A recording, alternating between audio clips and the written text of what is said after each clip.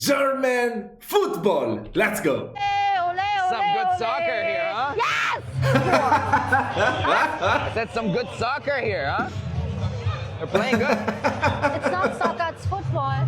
No, this is soccer. Bro, I love this woman. She's so funny. Football, like football is football. The one you throw, you know? Tom You Brady. kick it with your foot. Tom Brady. Football. It's not soccer. Okay, but listen, I don't think we're gonna agree on this, but like, what does BVB stand for? What is that on your? Ballverein Borussia Dortmund, the best team. Oh, I had no idea. What is that on your? Ballverein Borussia Dortmund, the best. Yeah, but BVB, Ballspielverein. Ah, Ballspiel. I guess so. It's Ballspiel and then Verein and Borussia. Oh, I had no idea. You know, Team. No, I thought it was Madrid. That was the team. Madrid. Get out. We're at a Dortmund event. Oh my gosh, she's so funny. What the hell? Let's talk about the German football league system. In Germany, there are 3 professional leagues. The first division is the Bundesliga. That's where Bayern Munich, Borussia Dortmund, Leipzig, Bayer Leverkusen, all of them play. Then you have the second Bundesliga, so that's Division 2. And then below that, you have the third division, which is the Liga. That's what they call it. Bro, they are all so cool, these logos. I'm not gonna And then lie. below that, you have non-professional leagues, which are all regional. So for divisions 4 to 6, all of the teams compete in their region. So the groups are made according to geographic location. It's the same in Italy as well, actually. For example, the northern part, the western part, eastern, southern, etc. Now, I personally have never played in Germany, but I have some friends who have and still do. And they've told me that some of the clubs that play at the lower divisions actually have really good facilities and quite a bit of money, and they pay their players. And the good thing about Germany is that they have promotion and relegation. So if you're playing in the 6th division, you can get promoted to the 5th, and then to the 4th, then the 3rd, 2nd, so on.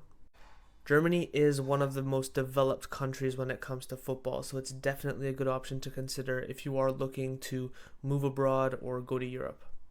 But as always, you have to make sure that you have your visa and all of that stuff in check, Of course. especially if you're not an EU resident.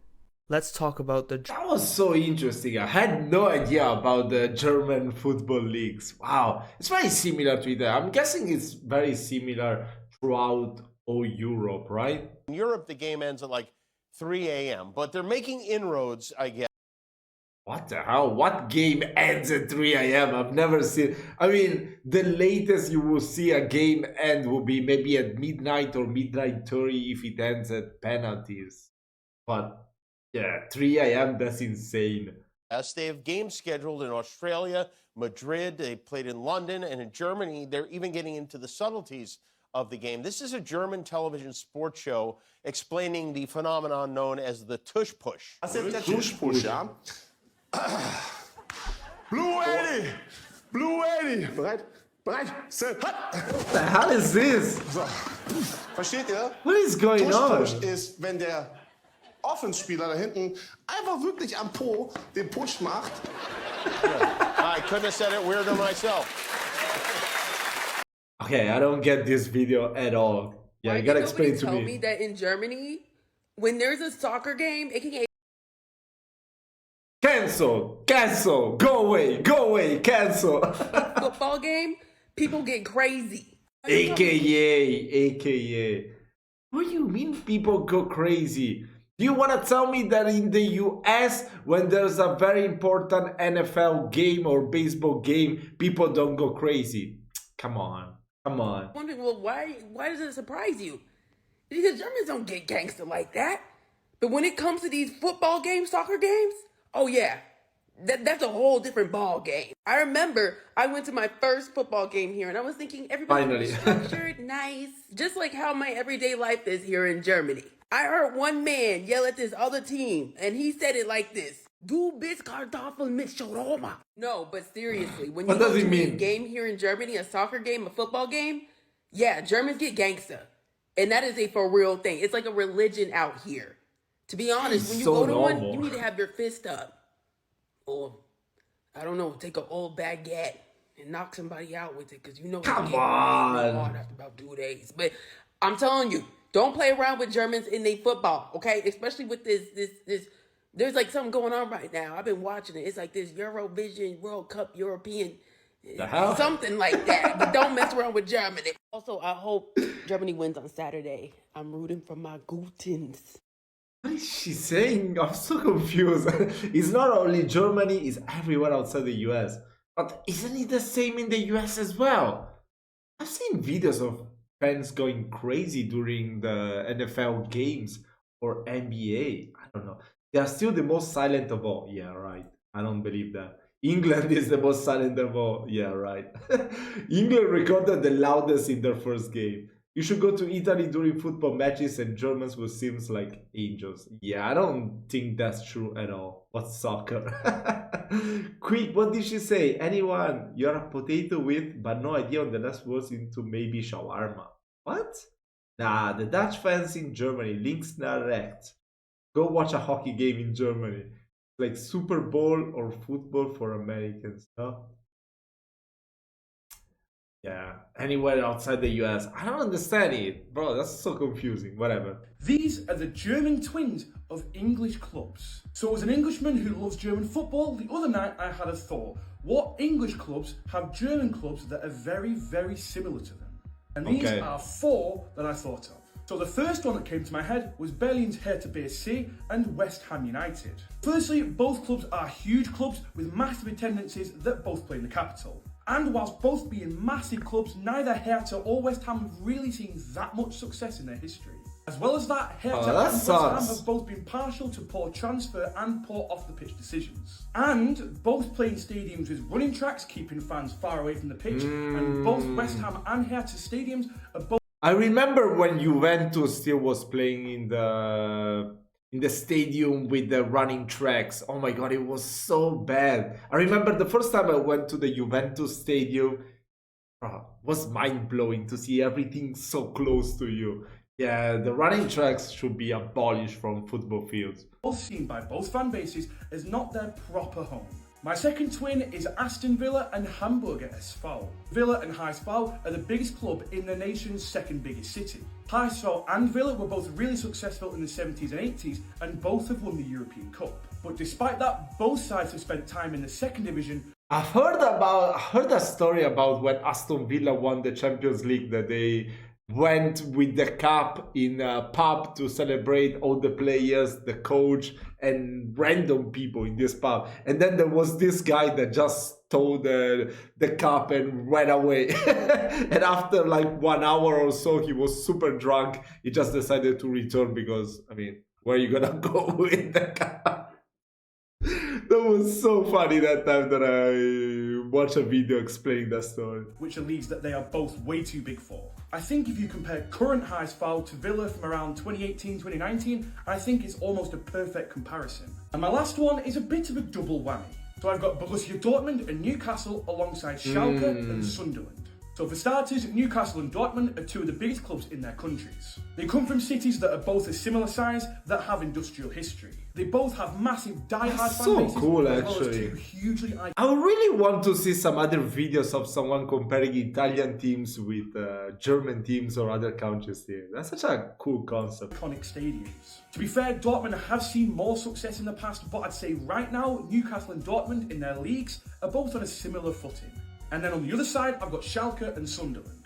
Both come from medium-sized industrial working-class cities which have sort of been left behind. But despite them not coming from the biggest of places, both clubs have huge local fan bases which would die hard and would never support any team other than their local team. And most importantly, what I really like about British teams, more specifically English teams, is that everyone is supporting their city's team. You don't really see that much that in Italy. Yeah, it's not too common. I mean, of course, there are some cities like Naples or Rome, Genoa, where most of the people will be supporting their local team from their city. But in most cases, everyone will be like in the biggest clubs. Like for me, Juventus. I mean, I come from Piedmont, so Turin isn't that far. But there's so many people also here rooting for AC Milan FC Inter, which I hope this year will pay for all the shit they've been doing, and other clubs as well. So yeah, let me know, how does it work in Germany? Do people mostly cheer for the local team, the city team, or I don't know, or like Bayern Munich or other teams? Importantly, both Sunderland and Schalke have really struggled in the lower leagues as of recent years. And then to bring this double whammy together, Newcastle and Sunderland and Dortmund and Schalke are two of the biggest, if not the biggest derbies in their countries. Oh. Those are my thoughts. I've got a few more if you want another video on this. If you can think of any... Yeah, this was so cool, actually. Follow for more stuff like this. I'm trying to get to 10k before the end of the year. See you later. That's so Who is cool. the best German footballer of all time? Of all time. Oh. Better than Beckenbauer? Yeah, of course. Sebastian Really? Schweinsteiger. I would say Lothar Matthäus. Yeah, Schweinsteiger was a beast. Bastian Schweinsteiger. Messi. The best German, Deutsch. German. Yes, yes. Klinsmann. Jürgen Klinsmann. Inspirational for me, Manuel Neuer. Also, I remember Birov. Birov was a beast back then when he was playing for AC Milan. Was incredible. I grew up with So him and I underrated. wanted to be goalkeeper because of him. Franz Beckenbauer. Beckenbauer, yeah. How about you? Yeah, come on. I say Franz Beckenbauer. Beckenbauer is my heart. Of course. Franz Beckenbauer. Miroslav Klose. He's the legend. Toni Kroos. Not Kai Havertz? No. Thomas Müller. That's right, bro. Müller. Matthäus. Right foot, left foot. He's a good dribbler, good shooter. Beckenbauer. I think Franz Beckenbauer. Beckenbauer Of course. defense player of the world, I think, ever. Toni Kroos, because he's won 5 or 6 Champions League titles. Beckenbauer. Thomas Müller. Lothar Matthäus. I guess Beckenbauer. Kroos. Toni Kroos. Klose. Lothar Matthäus. Thomas Müller. Gerd Müller. I think Lothar Matthäus. For me, it's Lothar Matthäus. I didn't see Beckenbauer, so Lothar Matthäus by far. For me personally, I think it's the best midfielder. Yeah, I guess also most of the people, if you didn't grow up watching a football player, it's gonna be very difficult to pick him, right? Because you didn't really, you would have seen the highlights, people talking like he was the best of all time. But if you ever actually seen this guy playing, it would be so difficult to say that he's your favorite, right? I mean, yeah. There's ever been. Better than Modric? Of course. They just draw to Albania, and Modric wasn't there. Who is the best German? Wow, that was so interesting. How only one said Gerd Müller is crazy. Royce, oh my god. Pro said Messi, what the hell? Thomas Müller, a living legend of German football, shares his philosophy with us and teaches us why they have such good football.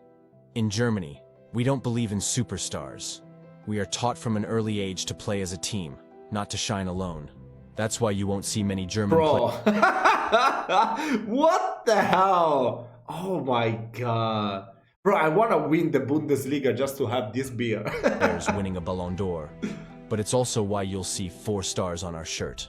Thomas Müller. That's so cool. That's Give so me cool. one word to describe German football, and I bet you said efficient, and that puts you in line with both German stereotypes and the way that pundits describe the German teams. Of the Bro, this 90s. video is But so is long. This true? Better be good. How does German culture shape the way they play? The German stereotype of being efficient and pragmatic is so familiar that it barely needs explaining, and to an extent, the German teams of times gone by have embodied it. They've been disciplined, tactically aware, physically strong, and even sort of emotionally detached from the game as they approach it. You can see this in matches like the 2014 World Cup semi-final, where they beat Brazil 7-1. That's efficiency. That was insane. But let's look at the history, because when football was imported to Germany, it instantly became organized. Initially, this was organization by young working class men, particularly in regions like the Ruhr, but really all over the country. But it was quickly institutionalized. And what this means is that kids learn organization from a young age. Compare this with a country like Brazil, where street football dominates, and that means kids get creativity and individualism before entering a structure,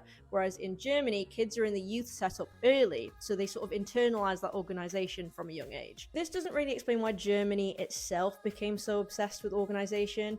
Like, after World War II, Germany was on a big rebuild project. Yes, in terms of the physical environment, but they were also rebuilding legitimacy, their own identity, and social trust. The emphasis therefore has to shift towards stability, coordination, and predictability, which always favors collectivism.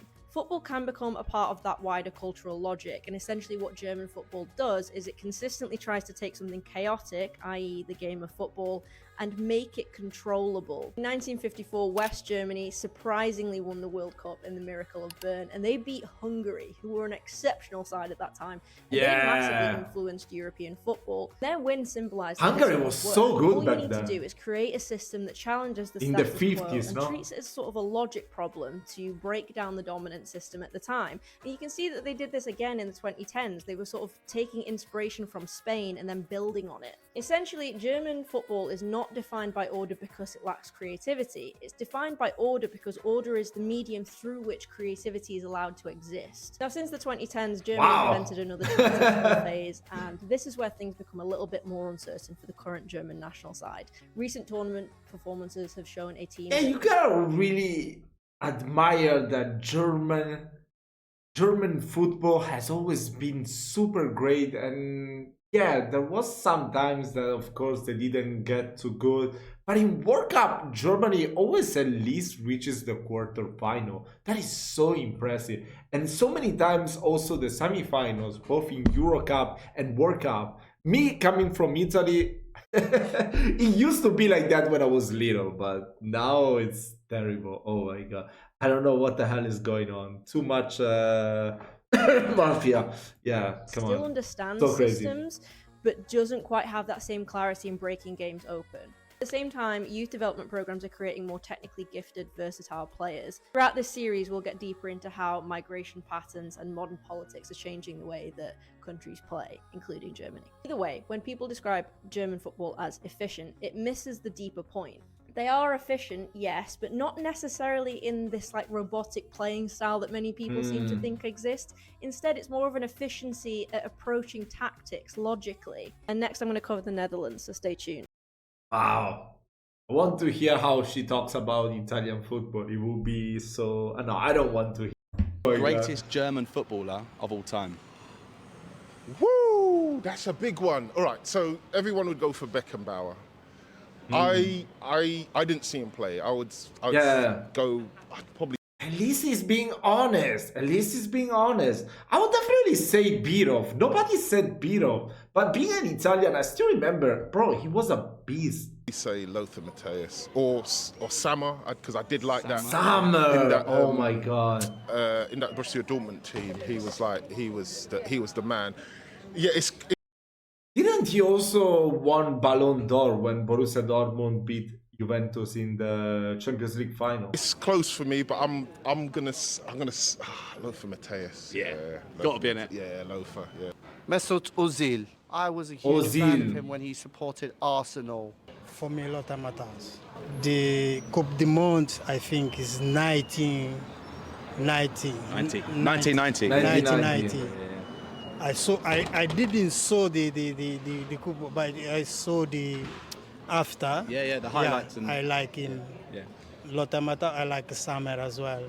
Matthias Sammer. Beckenbauer. Beckenbauer, what a shout. Go on, tell me why.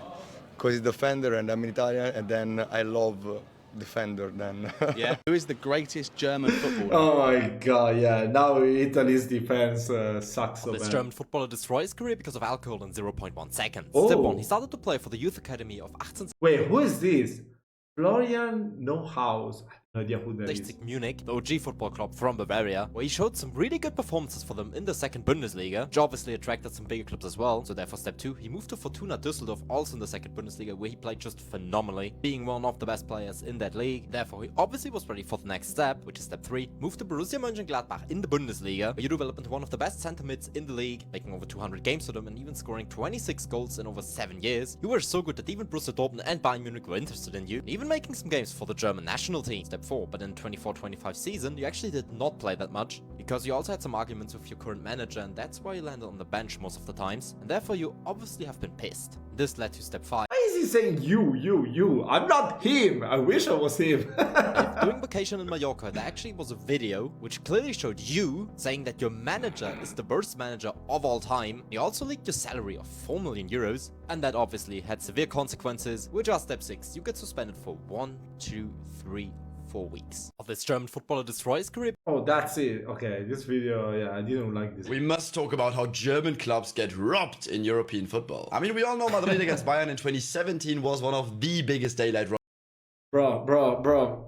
I'm a Juventus fan. I would never get over how Bayern robbed us that time. Oh my god. Okay, sure. Evra could have thrown the ball away and we would have won. But oh my god. Yeah. You can talk about robberies when you're talking about Juventus. Like, we paid for bullshit that other teams didn't pay for in Italy. But I will never forget that year. I don't remember which year was that. We still had Morata. Bro, that time was insane. So many invented offsides, so many penalties not given, red cards not given. That was, bro, in two games.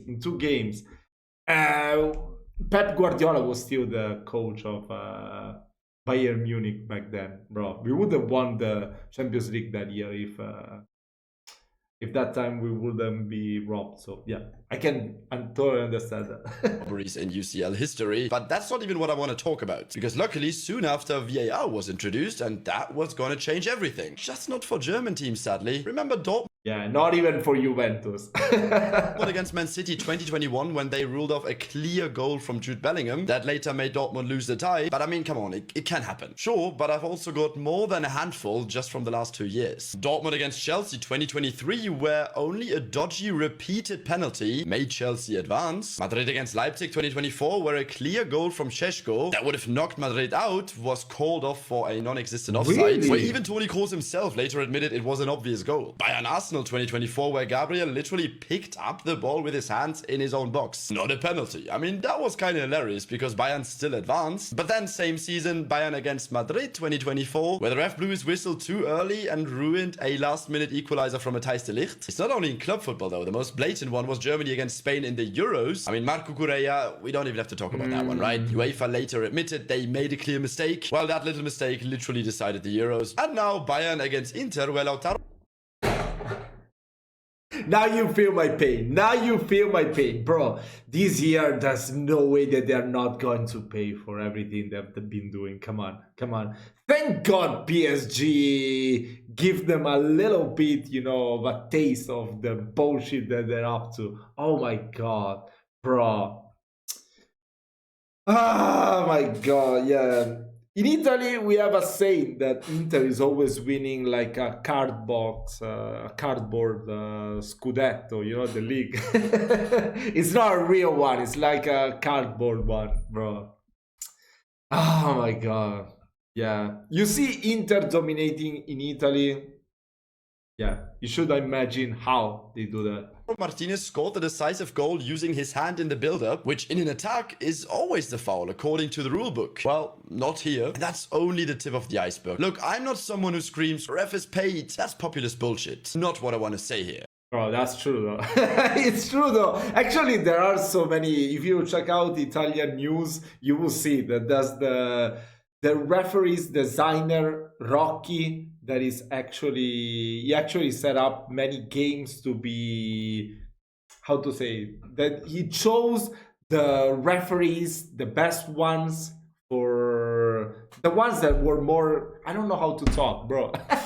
He chose the worst referees for some games that needed to be better referees. And also some referees that were more convenient for Inter. So that's why I'm telling you, this year probably they're gonna pay for every shit they did. But this shit was supposed to be eradicated through VAR. And not only does it still happen way too often, but whenever a German team is playing...